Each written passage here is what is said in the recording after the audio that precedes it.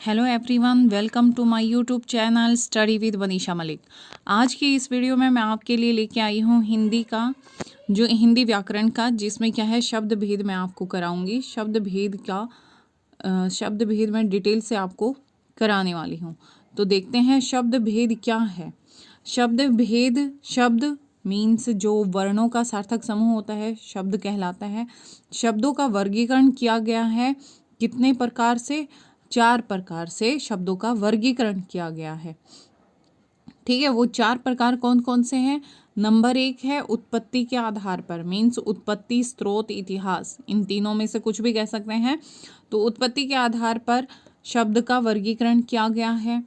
Next second point है इसका रचना के आधार पर, मीन्स बनावटी आधार पर भी क्या किया गया है? शब्दों का वर्गीकरण किया गया है। थर्ड पॉइंट है अर्थ के आधार पर, अर्थ के आधार पर भी क्या किया गया है? शब्दों का वर्गीकरण किया गया है। और फोर्थ पॉइंट है प्रयोग के आधार पर, मीन्स रूप के आधार पर शब्दों का वर्गीकरण। तो डिटेल में हम पढ़ते हैं इनको। सबसे पहला पॉइंट लेते हैं उत्पत्ति के आधार पर। उत्पत्ति के आधार पर भी इसको 5 भागों में बांटा गया है। ठीक है, 5 कौन कौन से हैं? तत्सम, तद्भव हो गया, देशज, विदेशज हो गया, और 5वां है संकर शब्द, शंकर शब्द। ठीक है, तो सबसे पहले हम देखते हैं तत्सम शब्द। तत्सम शब्द कौन से होते हैं? संस्कृत के जो शब्द ज्यों के त्यों किसमें? हिंदी में प्रयोग किए जाते हैं, ज्यों के त्यों हिंदी में प्रयोग किए जाते हैं, वो तत्सम। तत् जैसे, सम समान, मीन्स जैसे कि तैसे संस्कृत के शब्द हिंदी में प्रयुक्त किए जाते हैं या प्रयोग किए जाते हैं। जैसे दुग्ध, नव, शत, ये ऐसे एग्जाम्पल दिए हैं जो जैसे कि संस्कृत में प्रयोग किए जाते हैं वैसे के वैसे हिंदी में भी प्रयोग किए जाते हैं। सेकंड पॉइंट है उत्पत्ति के आधार पर तद्भव। तद्भव मीन्स तद्भव, उसका अर्थ, भव अर्थ, भाव क्या निकलता है, मीन्स संस्कृत से परिवर्तित होकर जिन शब्दों का हिंदी में प्रयोग किया गया है वो तद्भव कहलाते हैं। जैसे सुई, सुई को क्या कहा जाता है? इसका अर्थ बदल दिया है सूची। ठीक है, गोधम, गोधम को क्या कहते हैं? गोधम को गेहूं कहते हैं। तो संस्कृत में कैसे प्रयोग किया गया है? इस तरह से इनका प्रयोग किया गया। संस्कृत में इस तरह से प्रयोग किया जाता है सुई, गोधम, और हिंदी में कैसे इनका बदल दिया, इनका भाव बदल दिया, सूची और गेहूं। ठीक है, अगला है देशज शब्द। देशज, देश जमा ज, मीन्स देश से जन्म लेने वाला, ज से जन्म लेने वाला, मीन्स जो शब्द देश से जन्म लेता है, मीन्स क्षेत्रीय भाषाओं से जो शब्दों का उत्पन्न हुआ है, क्षेत्रीय भाषाओं में जिन शब्दों का हम ज़्यादा प्रयोग करते हैं, मीन्स जो उत्पत्ति होती है वो देशज शब्द कहलाते हैं। जैसे हम अपनी भाषा में बोलें तो क्या होगा? जैसे क्या है इसमें एग्जाम्पल क्या ले सकते हैं हम? थैला, थैला क्या है? देशज शब्द है। ठीक है, पगड़ी हो गई, या फिर धोती, चुन्नी, रोड़ा, खिचड़ी, लोटा, झाड़ू, थप्पड़, ये सब क्या है? हमारे देशज शब्द हैं, मीन्स हमारे द्वारा, हमारे क्षेत्रीय भाषाओं के द्वारा इसका जन्म हुआ है, मीन्स इसको प्रयोग में लाया जाता है। अगला है हमारा विदेशज शब्द, मीन्स विदेशी, विदेश जमा जय, विदेश से जन्म लेने वाला, मीन्स विदेशी शब्दों के द्वारा जिन शब्दों का प्रयोग किया जाता है हिंदी में वो कौन कौन से हैं? जैसे अंग्रेजी में हम क्या करते हैं? डॉक्टर, ये डॉक्टर क्या है? अंग्रेजी का शब्द है, मीन्स विदेशी शब्द हो गया। ठीक है, अब इनाम, इनाम शब्द किसका है? अरबी भाषा का है इनाम। ठीक है, इनाम क्या है? अरबी भाषा का है। ठीक है, ऐसे ही फारसी, तुगलकी, या फिर पुर्तगाली, फ्रांसीसी, चीनी, बहुत सारी ऐसी भाषाएं हैं जिनका हम क्या करते हैं? हिंदी में प्रयोग करते हैं, और वो विदेशी भाषाएं क्या कहलाएंगी? विदेशज शब्द कहलाएंगे, क्योंकि विदेशी भाषाओं के कुछ शब्द किस में प्रयोग करते हैं हम? विदेशज में, जो उत्पत्ति के आधार पर आने वाले 4th पॉइंट में है। ठीक है। और भी बहुत सारे इसके ऑप्शन हो सकते हैं, जैसे चीनी में हम क्या प्रयोग कर सकते हैं शब्द चाय, चाय शब्द चीनी का है, पटाखा है, चीकू है, ये सब क्या है, चीनी भाषा के शब्द हैं। फ्रांसीसी में क्या है, कारतूस हो गया, कूपन हो गया, ठीक है, कार्टून, काजू, जो काजू हम खाते हैं वो क्या है, फ्रांसीसी शब्द है, ठीक है। और फारसी का कौन सा हो गया, जो दरोगा, जहर, आराम, खूबसूरत, बाजार, शरबत, ये शब्द क्या है, कागज, सब्जी, जिसमें ज की आवाज़ आती है, मीन्स जो हम ज लिख के या फ लिख के नीचे बिंदी लगाते हैं वो फारसी शब्द होते हैं, ठीक है। तो वो ये सब किस में आते हैं, विदेशज में आते हैं, विदेशी शब्दों में आते हैं, ठीक है। फिर आता है हमारा 5वां पॉइंट, शंकर शब्द। शंकर शब्द कौन से होते हैं, दो भाषाओं का मेल बनाकर क्या करता है, एक शब्द बनाता है। जैसे रेलगाड़ी, रेल और गाड़ी दो शब्दों को जोड़कर बना दिया इसने क्या, रेलगाड़ी। ऐसे ही सील बंद, सील शब्द है और बंद है, शील बंद हो गया, ठीक है। ऐसे ही पान दान, पान दान क्या है, हिंदी शब्द का पान है और दान किस में है, फारसी का है। तो ऐसे ही क्या है, जो ये हमारी रेलगाड़ी है ये अलग विदेशी शब्द है, रेल इंग्लिश का है और गाड़ी हिंदी का है। तो रेलगाड़ी एक संकर शब्द बना दिया इसने, ठीक है। अगला है फिर हमारा रचना के आधार पर या फिर बनावट के आधार पर। रचना के आधार पर हम देखते हैं रूढ़ शब्द। रूढ़ शब्द क्या उनसे होते हैं, वे शब्द जिनके सार्थक खंड न हो सके, मीन्स सार्थक, स जमा अर्थ, मीन्स जिनके अर्थ निकलते हैं, ठीक है। अर्थक मीन्स जिनके अर्थ निकलते हैं लेकिन खंड न हो सके, जिन शब्दों के अर्थ के साथ टुकड़े नहीं किए जा सकते, न ही अन्य शब्दों के साथ के योग से मिलकर बने हों। क्या होते हैं रूढ़ शब्द, कौन से होते हैं, उनका अपना अस्तित्व होता है, वे अपनी पहचान रखते हैं। जैसे एक एग्जाम्पल ले लेते हैं, इसमें घर, घर क्या है, इसका टुकड़ा करो, घ र जमा र, तो इसका अर्थ कोई निकल रहा है, घ का अर्थ निकल रहा है, नहीं निकल रहा है, ना ही र का अर्थ निकल रहा है। तो क्या है, इसका अपना खुद का अस्तित्व है, तो ये क्या कहलाएंगे, रूढ़ शब्द कहलाएंगे। चावल, घोड़ा, दूध, घास, दही, और भी चांद, सूरज, आदमी, तारा, वृक्ष, सुबह, ये शब्द क्या हैं, रूढ़ शब्द कहलाते हैं, ठीक है। बहुत सारे शब्द हैं ऐसे जो रूढ़ शब्द कहलाते हैं। उनकी क्या डेफिनेशन लेंगे, रूढ़ शब्द की क्या डेफिनेशन लेंगे, वे शब्द जिनके सार्थक खंड न हो सकें और न ही अन्य शब्दों के योग से वो मिलकर बने हों। मीन्स ये किसी के योग से नहीं बनते हैं, किसी से जुड़कर नहीं मिलते हैं, बनते हैं, इनका खुद का अपना स्वयं का अस्तित्व होता है, अपनी खुद की पहचान रखते हैं। इसका सेकंड पॉइंट है रचना के आधार पर यौगिक शब्द। यौगिक शब्द का अर्थ होता है योग, मीन्स जोड़कर, मिलाकर जो बना है, जो मेल से बना है शब्द, मीन्स दो या दो से अधिक शब्दों से मिलकर जो शब्द बने हैं वो यौगिक शब्द कहलाते हैं। जैसे अत्यधिक, अत्य प्लस अधिक, बहुत ज़्यादा, मीन्स इसका अर्थ क्या हो गया, बहुत अधिक। इति जमा आदि, इत्यादि, मीन्स इति मीन्स बहुत हो गया, आदि खत्म करो, मीन्स समाप्त करो। तो दोनों शब्द क्या हैं, अर्थ दे रहे हैं दो शब्दों का, दो या दो से अधिक शब्दों का मेल भी बन सकता है। जैसे राजकुमार, अब ये क्या है, दो शब्दों से मिलकर बना है, राज और कुमार, राजकुमार हो गया, ठीक है। जैसे अब इसमें राष्ट्रभक्ति, राष्ट्रभक्ति क्या हो गया, दो शब्दों का जोड़ है, देशभक्ति हो सकता है, न्यायप्रिय हो सकता है, या फिर विद्यालय हो सकता है, विद्या का आलय, ठीक है। तो यौगिक शब्द क्या होते हैं, ये दो या दो से अधिक शब्दों के जोड़ से मिलकर बनते हैं। अब एक एक्सप्लेन और आपको करती हूँ, यौगिक की रचना कैसे हुई है। यौगिक की रचना उपसर्ग भी लगते हैं, प्रत्यय भी बनते हैं और समास भी। मीन्स यौगिक की रचना होती है इन तीनों से मिलकर बनती है। मीन्स यौगिक शब्द हम पहले उपसर्ग से बनाते हैं। अगर हमने एक एग्जाम्पल लिया है जैसे अत्यधिक, अत्यधिक मीन्स अति जमा अधिक, अधिक शब्द में हमने अति उपसर्ग लगा दिया। क्या किया है? उपसर्ग लगा दिया। फर्स्ट पॉइंट है यौगिक का कि इसमें हमने उपसर्ग लगा दिया अधिक के साथ, तो ये दो शब्दों का जोड़ मिलकर बन गया यौगिक शब्द। ठीक है, फिर हमने प्रत्यय लगाया है। प्रत्यय में प्रति जमा एक, प्रति जमा एक, ये तो उपसर्ग वाला हो गया। जैसे हम बना सकते हैं मिठाई,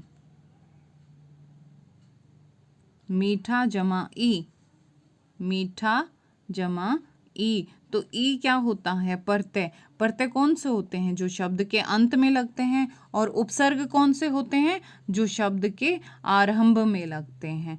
तो वो क्या हो गए? प्रत्यय हो गए। तो उपसर्ग हो गए, प्रत्यय हो गए। अब बचता है समास।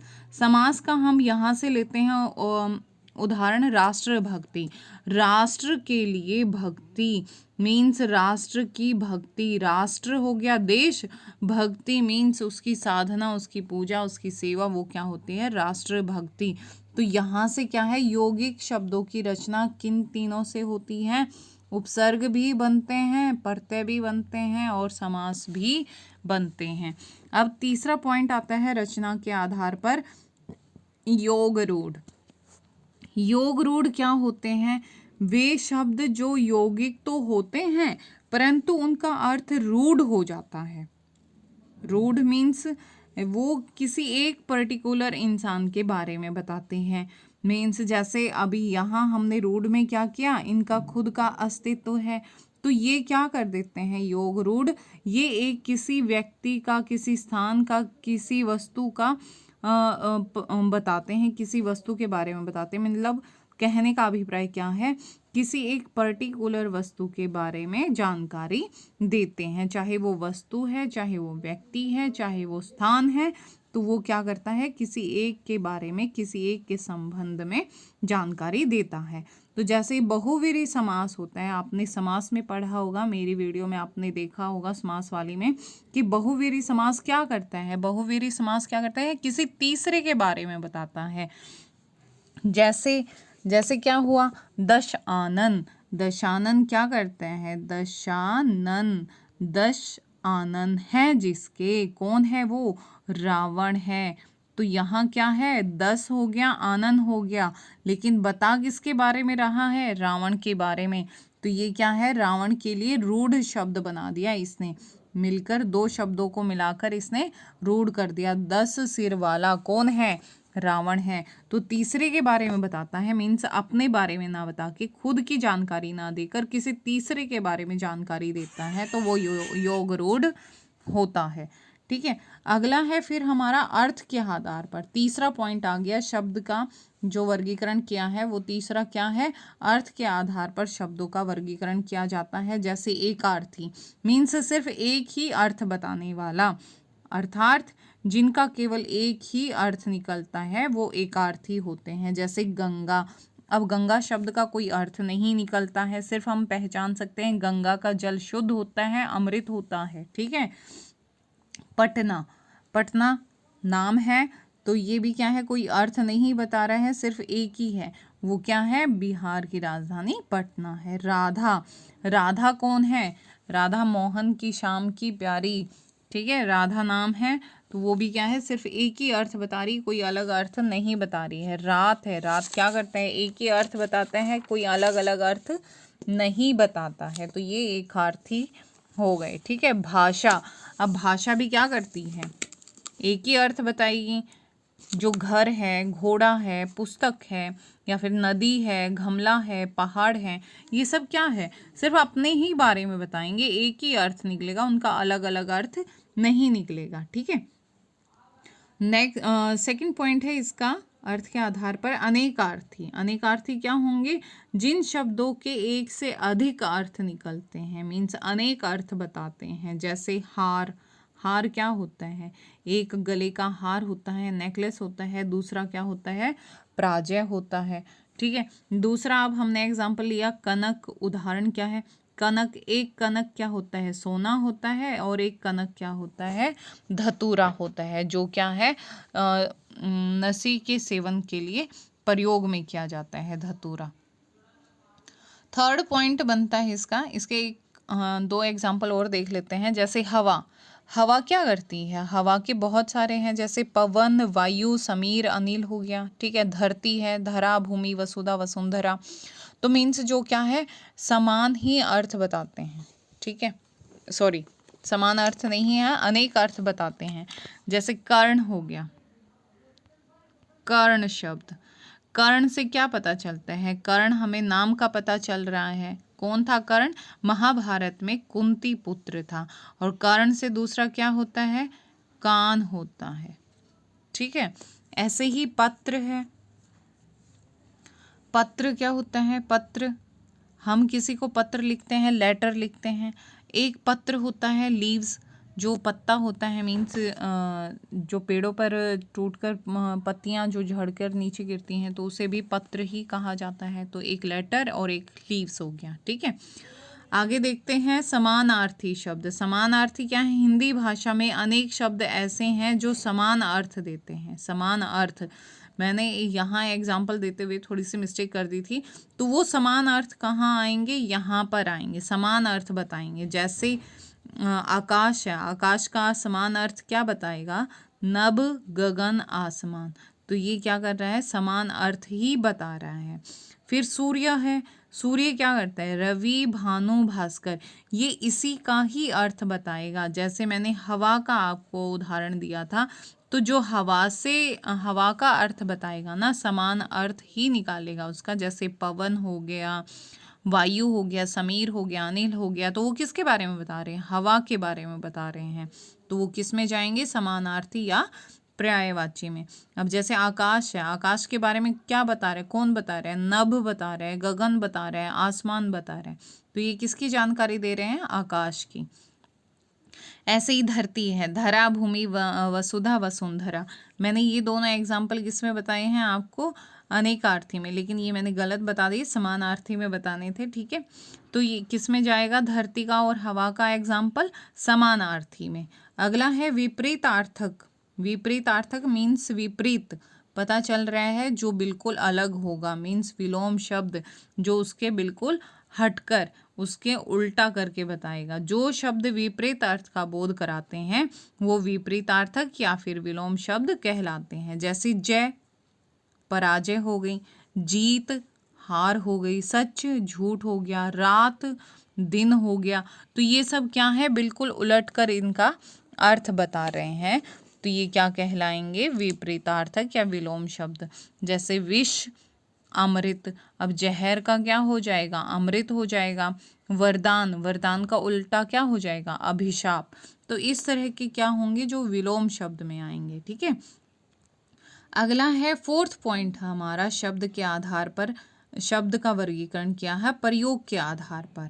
अब जो चौथा पॉइंट है हमारा वो क्या है, शब्द का वर्गीकरण किया है प्रयोग या रूप के आधार पर। अब ये दो प्रकार के होते हैं, कौन से, एक विकारी होता है और दूसरा अविकारी होता है। तो जो विकारी शब्द होते हैं वो विकारी शब्द में कौन कौन से आते हैं, संज्ञा, सर्वनाम, विशेषण और क्रिया। तो ये क्या किस में आते हैं, वे शब्द जिनमें लिंग, वचन, कारक के अनुसार कोई परिवर्तन होता है। तो विकारी कौन से होते हैं, जिनमें विकार आता है, बदलाव आता है, किन के आधार पर, वचन के आधार पर भी, लिंग के आधार पर भी और कारक के आधार पर भी, जिनमें परिवर्तन होता है वो विकारी शब्द कहलाते हैं। जैसे लड़का पढ़ रहा है, अब इसमें हमें पता चल रहा है कि लड़का कौन है, एक पुरुष जाति से संबंध रखने वाला है। अगर हम इसमें बदल दें, इसको बदल दें विकारी शब्द को, तो लड़का की जगह अगर हमने लड़की कर दी, तो इसमें किसके आधार पर परिवर्तन आया, लिंग के आधार पर परिवर्तन हुआ है। तो ये कौन सा हो गया, विकारी शब्द हो गया, ठीक है। तो अब दूसरा है क्या है, वचन के आधार पर देखते हैं। अभी जैसे लड़का पढ़ रहा है, तो इसमें अगर हमने कर दिया लड़के पढ़ रहे हैं, तो किसके आधार पर परिवर्तन हुआ है? वचन के आधार पर। लड़के भी हो गया, तो लड़के क्या कर रहे हैं? पढ़ रहे हैं। वचन के आधार पर इसमें परिवर्तन हो गया। ठीक है, फिर है कारक के आधार पर। अब तीसरा ऑप्शन है इसमें, सॉरी तीसरा उदाहरण है, लड़के के लिए आम लाओ। के लिए, किसके लिए? लड़के के लिए आम लाओ। तो ये क्या है? कारक के कारण इसमें परिवर्तन आया है। और इसमें क्रिया भी हो रही है। तो क्रिया हो रही है क्या? आम लाने की क्रिया हो रही है। लाने की क्रिया हो रही है, तो क्रिया के आधार पर अगर परिवर्तन होता है तो वो क्या कहलाएगा? विकारी शब्द कहलाएंगे। तो संज्ञा, सवर्नाम, विशेषण और क्रिया किस में आते हैं? विकारी शब्द में आते हैं। अगला पॉइंट है फिर अविकारी शब्द। अविकारी कौन से होते हैं? जिनमें कोई विकार नहीं आता, मीन्स जिनमें कोई भी परिवर्तन नहीं होता, चाहे वो लिंग है, चाहे वो वचन है या फिर कारक है। इनके अनुसार जिन शब्दों में कोई भी परिवर्तन नहीं होता है वो अविकारी कहलाते हैं। जैसे आज, आज शब्द में कौन सा लिंग है, कौन सा वचन है और कौन सा कारक है? कोई कारक है, वचन है, लिंग है? इसमें नहीं है, तो इसीलिए इसमें कोई भी परिवर्तन नहीं आ रहा है। जैसे मैं, और भी कोई भी शब्द हो सकते हैं, तो इनमें कोई विकार नहीं उत्पन्न होता, तो वो क्या कहलाते हैं? अविकारी शब्द कहलाते हैं। तो ये था ये वीडियो थी हमारी किसके आधार पर? शब्दों का वर्गीकरण था। हिंदी में शब्दों का वर्गीकरण किया गया है 4 आधार पर। तो उम्मीद है आपको ये वीडियो पसंद आई होगी। अगर पसंद आए तो लाइक, सब्सक्राइब और शेयर करना बिल्कुल ना भूलें। ऐसी ही वीडियो के लिए मैं लेके आती रहूँगी आपकी तैयारी के लिए, एग्ज़ाम की तैयारी के लिए, CET के लिए या फिर कोई भी कॉम्पिटिटिव एग्ज़ाम है उसकी तैयारी के लिए। आप मेरी वीडियो देखते रहिए, चैनल देखते रहिए और सब्सक्राइब करते रहिए।